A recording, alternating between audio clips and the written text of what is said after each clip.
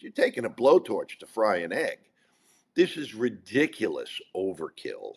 Our policy towards Venezuela has swung from heavy sanctions and isolation, let's say under Trump, to a cautious engagement, and some would say directionless talks during most of Biden, and now back to a very muscular, almost theatrical show of force. This is a big departure from sort of the long-standing focus on sanctions, diplomacy, and multilateral pressure. And let's not forget, Maduro runs a criminal enterprise, right, sustained by a transnational illicit network, and his government is basically a narco-terrorist organization. How should we be looking at this incident? This notion of Nicolás Maduro as the titular head of something called the Cartel de los Soles, which is the soles are the little stars on a general's uniform, is a bit of a sloppy designator. We know what narcotics cartel leaders look, sound, and act like. Nicolás Maduro is not that.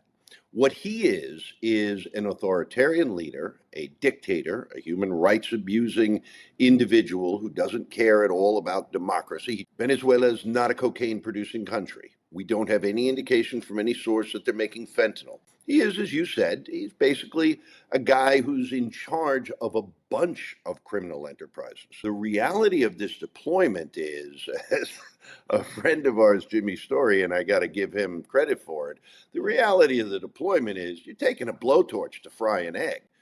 This is ridiculous overkill. If you take a look at what the power, the naval power that amphibious readiness group, those 3 destroyers, that 1 cruiser, the P-8 aircraft all represent, that's a force that's meant to do an amphibious assault, take a beachhead, hold that beachhead until the U.S. Army comes in behind it, the Air Force comes in behind it. The White House, Carolyn Leavitt, Marco Rubio, and the State Department, they've all said this is an anti-narcotics mission. Well, if that's the case, then you just handed the surgeon who needed a scalpel, you handed him a big old hammer, and you saw what that hammer can do. It blew a boat out of the water yesterday.